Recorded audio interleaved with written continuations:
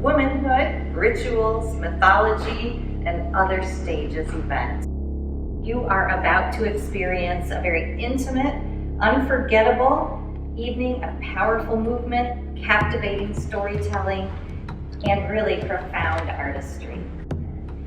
Womanhood, Rituals, Mythology, and Other Stages is designed for adventurous minds and mature perspectives, for an immersive experience that celebrates the rich complexities of feminine expression.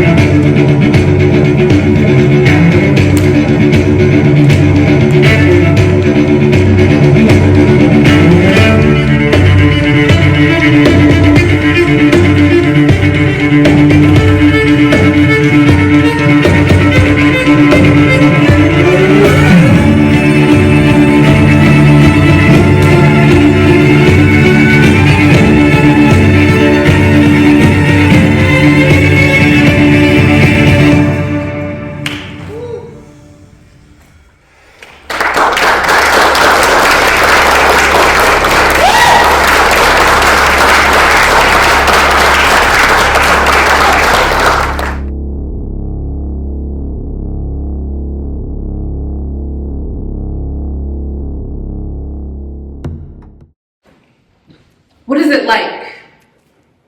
What is it like to be the one so uncontrollably in control of me? How does it feel? How does it feel to have the power to sink your teeth so deep into me, getting right in between every dream I once dreamed of making happy memories? What were you thinking? The first time you got that sweet taste of surrender, were you aware?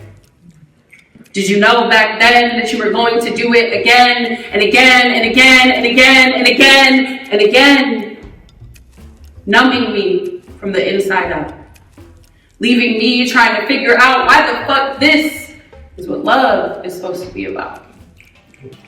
Just one time, did you ever feel bad? Was there a single ounce in that sad, sad soul that begged and pleaded for you to just let me go, let me know? What was it like? That feeling of your fingers closing in around my neck, was it exciting? Arousing? Did I deserve it? Did I earn it? Did you like it? Did you love it? Because from where I'm laying, you sure don't look disgusted.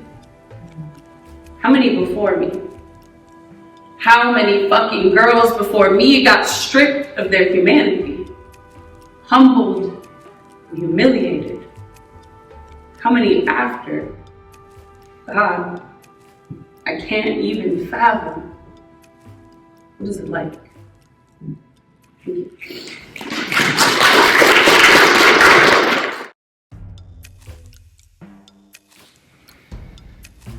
A compulsory ritual this has become. I feel undone. My circuitous trial, as foretold, is burdensome. Unconscious, I shift and shake with time imposed on me, this cycle, this cursed repetition. My nest rebuilt just to perish within it. With mighty effort to abstain, I fall again. Ashes mark my crown, my breast confound my eyes. No wing could soar, nor feather rise, when smothered in the dust of my delusions. Yet bravely now I try, with awful cry. I stretch in search of light, my head thrown back against the black. Fire eyes lend truth to lies. Reluctant phoenix, doomed to die, in blazing pain, still suffering, thrashing, lost effort fans the flames. Succumb not to my pyre, to die again and serve as nothing. Wild bird, do not surrender. Must break to free, then tortured be, hopelessly torn asunder. From ash again, beloved friend, perpetual I rise. Such fragile thing we take to wing, firebird so soon to die. I chafe and writhe against the confines of this circle.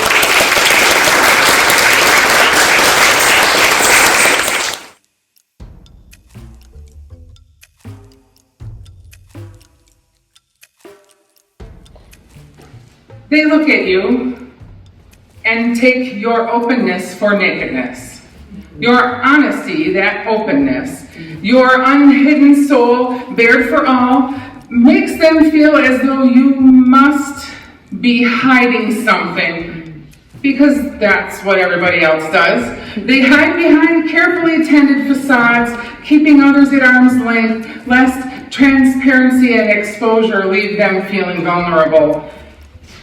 They withhold connection for self-preservation.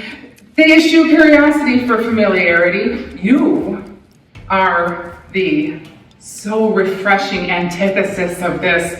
You are Mama DK, protector of creatures great and small. You speak your mind while you speak your truth, and you bare your soul while you bare your teeth. And they don't know what to do with that, so they tuck tail and slink away. You may not be big, but your presence is fierce, and often your words carry the grace and conviction of Mother herself. They are intimidated by this, Joe. You are a force to the uninitiated, and they've not seen one like you before. Wow.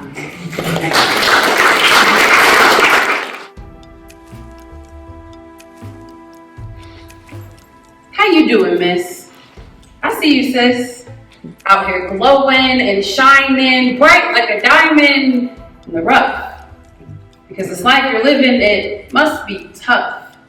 Keeping up with the trends, surrounded by fake friends, but your nails done, hair done, everything good.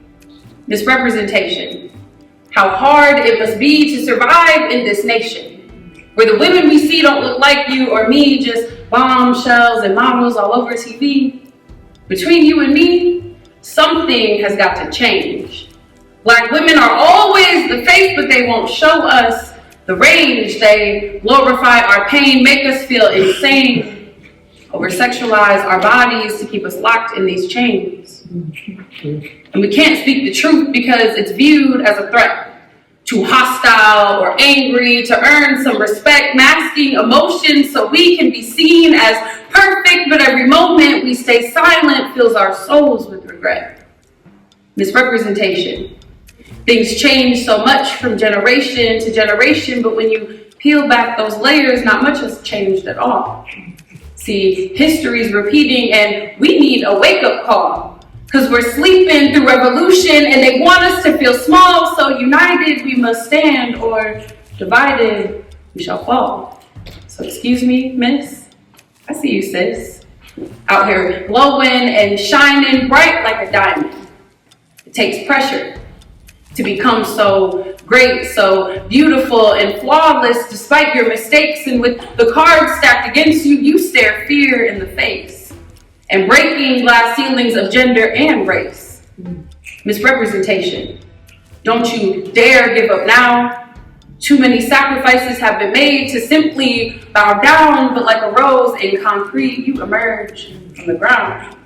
They try to box you in, but you refuse to be bound. And I know heavy is the head that wears the crown, carrying the burdens of injustice that have been passed down. But together, we are stronger. And I know that now, so keep representing and make your ancestors proud. Yeah.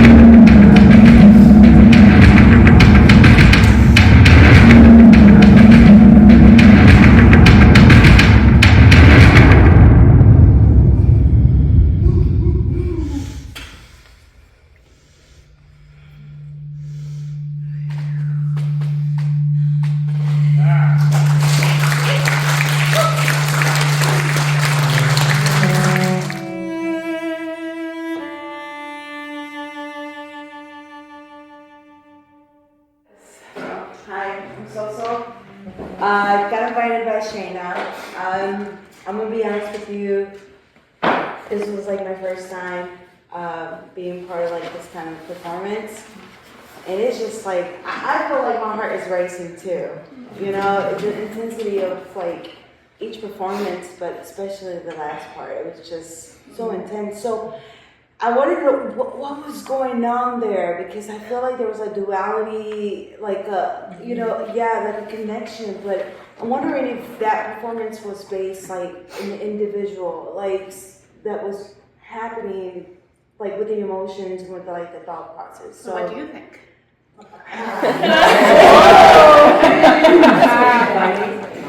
Yeah, I just the relationship, like, I guess I just want to know a little bit more, like, that connection.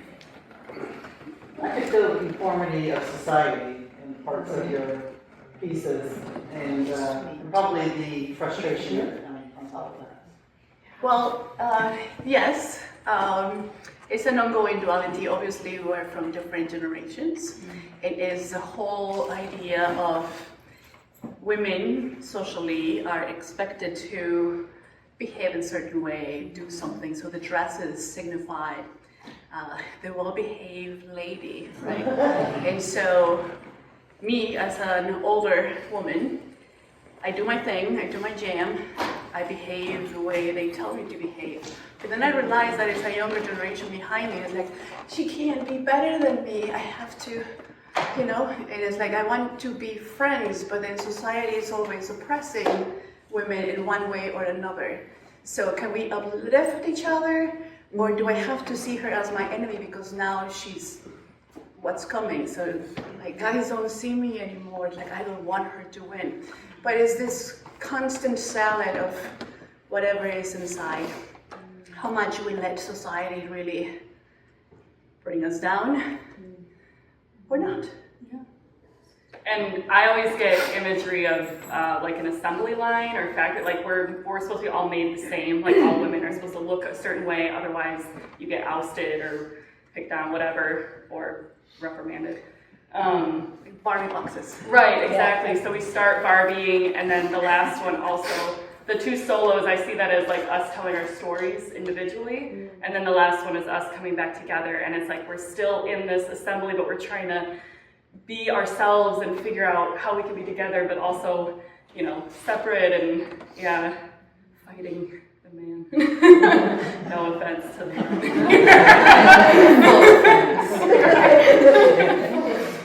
What else? What did you see? What did you feel?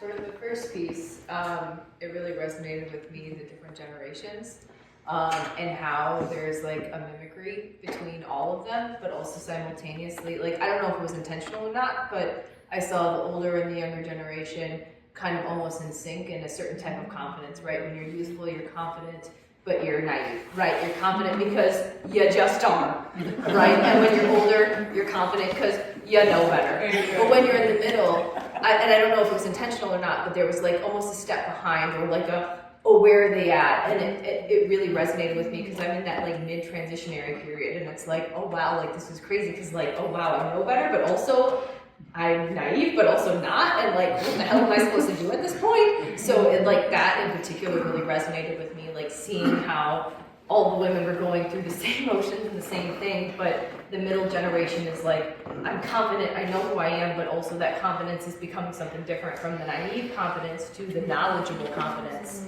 And I thought that really, like, it spoke to me. I just want to say, I don't remember your name, but holy crap, you are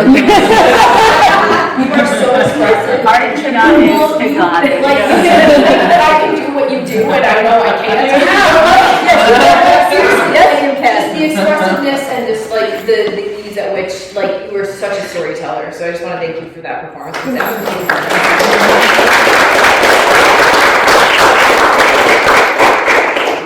I'm curious about your creative process. In other words,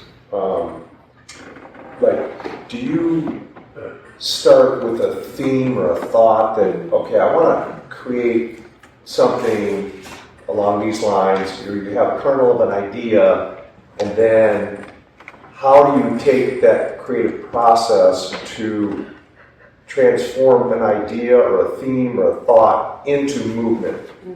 How does that happen? I mean, and where does the music come in? Does that like take it to the next level and inspire you even more? Or can you talk about your process and creativity? There is no one recipe, to be honest. I think it has evolved, same as I have grown personally and artistically, because sometimes some of my students that are here, I choose music for my class, and as I see them moving, it's like, oh, that could be this, and I save it in my pocket. Like the music that we used for the chair, for the dresses, that was a combination that I did in class with no specific theme. And then I was like, okay, what can I do? Now, Womanhood, this is our 3rd annual, and it used to be in the time of the butterflies in November. So I have always done things that are symbolic to the feminine side. Personally, I like to take anything that has to do with true empowerment of women. And that is also part of the journey of how I truly learned to love myself. And so when I have things stored in my pocket, sometimes I see things that I'm like, oh, I'm going to say that. So there's really not like A, B, C.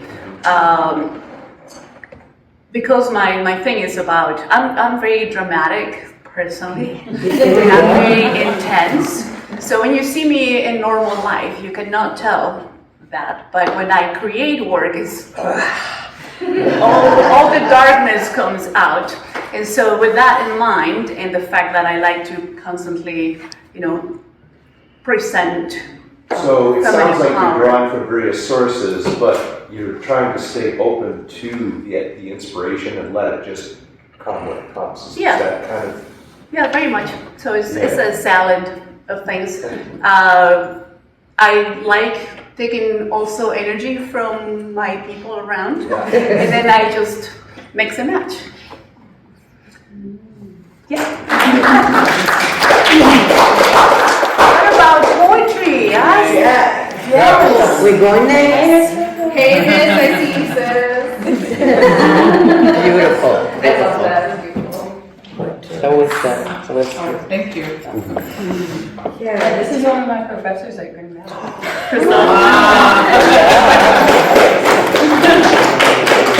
I was questioning that drop barefoot. I would know if that's sort of more grounded or it helps with what you're performing. That's feel good. So Bharatanatyam is traditionally performed barefoot because it puts you in touch with the ground, and so there is the grounding element to it. A lot of the rhythm comes from the contact of your foot to the ground, and that it speaks to your body. It's very organic, which is why we stay barefoot when we dance.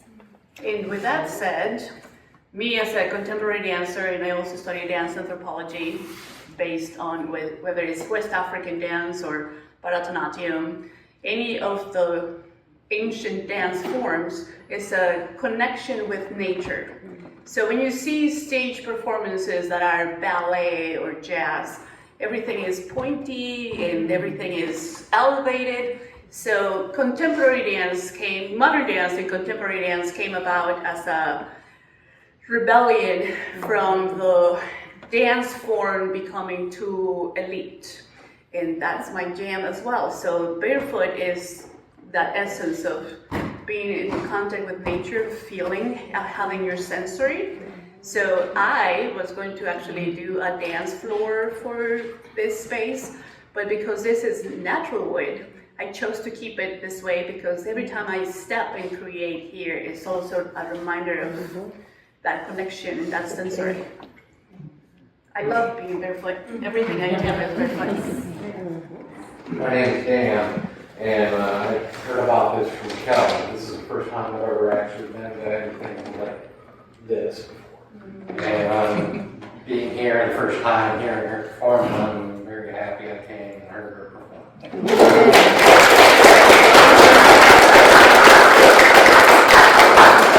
So no hailing. still a beautiful singer. Still, I watch her grow and get stronger in her skill, and it's just wonderful to see that happen.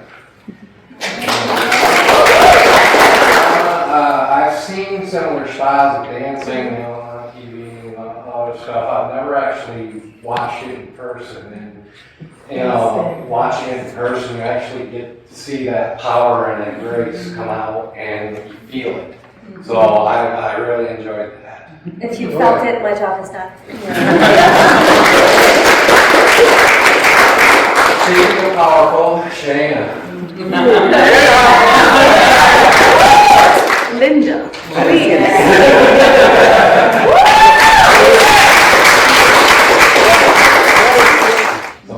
Do you have a comment? I was just going to ask Linda what it felt like to do contemporary after having, never done it before, and nobody would have known. Thank you. Well, I trusted Laura. I said, my memory isn't so great, so don't make it too complicated.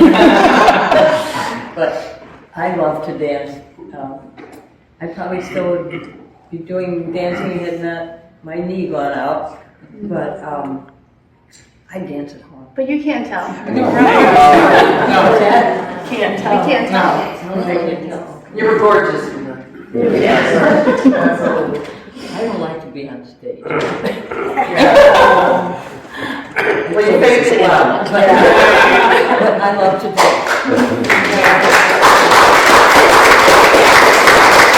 I have a question that anyone on the panel can answer. So each of you came to this with your own craft and your own, way that you like to express yourselves. Because tonight is joined around a common theme, has watching other people do their art form inspired your art form in any way? It doesn't have to just be limited tonight, but I'm wondering if any of you can talk about that experience. I'll take that one, absolutely. As Kelly, when you were doing the introduction about me, I was listening, and absolutely, I wrote volumes as a teenager and as a young mom in my 20s, and then I stopped. But I've always had something on the tip of my tongue or on the tip of my fingers, a pen nearby. I gotta write something down. I actually have marker written on my thigh right now because something inspired me, and I had no paper, but I had a marker, so I pulled out my pen leg and I wrote it down. I have been writing all over my body. I have been writing in notebooks again since I met Laura a month ago. I'm telling you, it was a long, dry spell, and there's always been just something on the tip of my tongue. I've always had something to say, and I just kind of lost the oomph. And I've been writing again, and I thank you so much for it.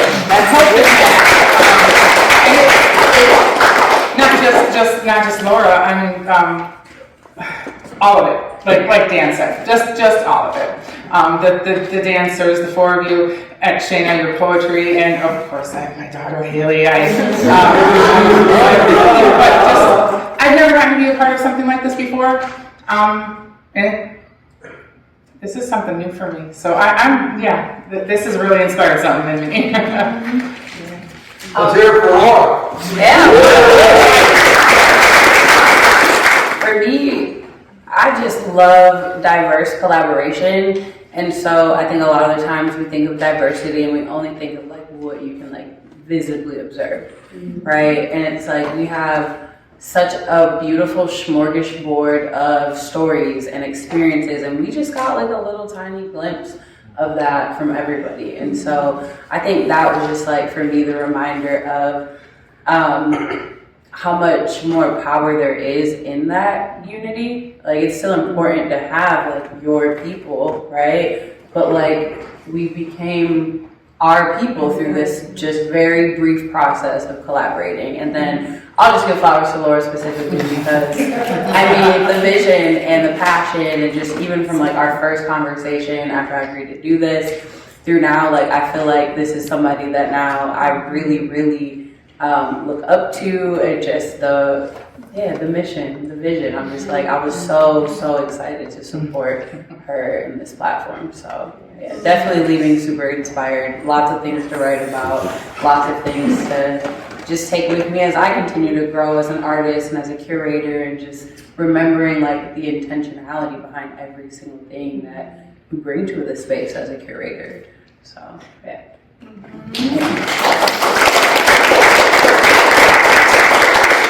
I want to thank you for what you're doing here.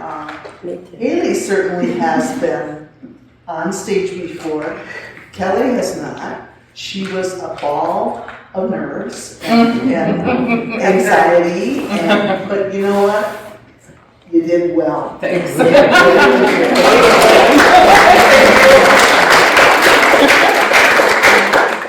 I can see the passion in your heart. Really touched. Thank you.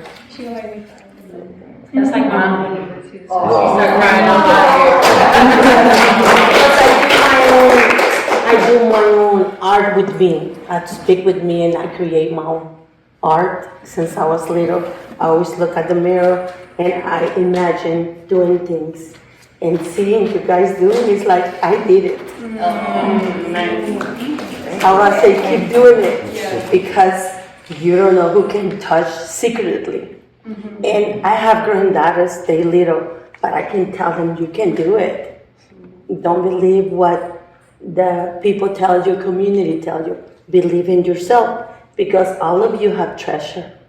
See, none of you, I cry a lot because this is awesome to treasure in my heart, and I can tell somebody, come and see you, go enjoy that time because they're not going to regret it. It's my first time. Keep speaking, keep dancing your culture, you're beautiful. She just like, oh man, keep singing because I just want to relax. I want my equilibrium to, the way she was singing, it was like pointing my points of relaxation because I needed it. Thank you so much. Thank you everybody.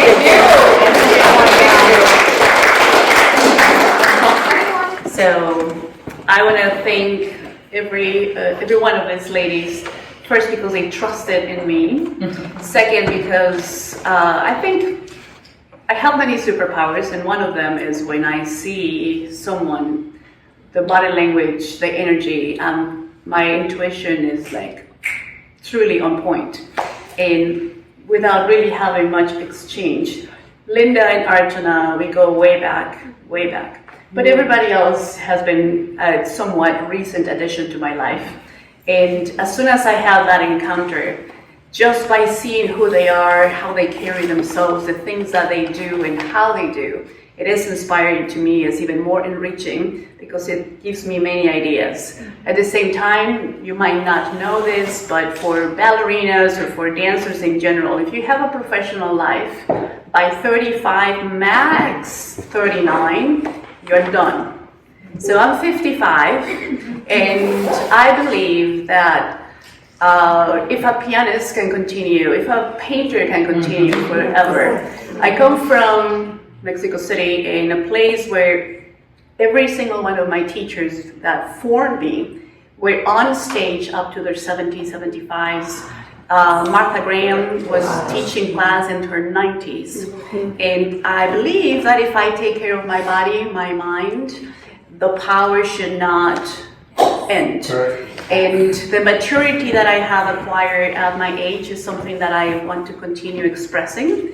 And having young generations of powerful women that invite me to create more. Opposite of my choreography that would represent the aggression, I think is the opposite. I like to uplift at the same time that they uplift me. And so my invitation to all of you, wherever you go, tell the world about what you witnessed, tell the world about art, especially now. We need all that positivity, that energy. As I said, this conversation is just so that we can have this exchange, because if you have ever seen either a symphony or a ballet, show is done and you go. But this connection now, hopefully we have a more close contact where you can carry on with that inspiration, hopefully, and say it was not just a dance or just poetry or whatever. It's a human connection. It was a collective positive energy, and that's what I want you to tell the world about. This is a sample of what's possible, and I want to continue doing more. Womanhood is an annual event, but I want to do more through the year. Actually, this cast should just do it again and again, anytime. Let's go yes. Come back, tell the world about it. Please be happy, love yourself, so we can all love each other. Yes. If there are no more comments, questions, thank you for being here. Thank you, everybody.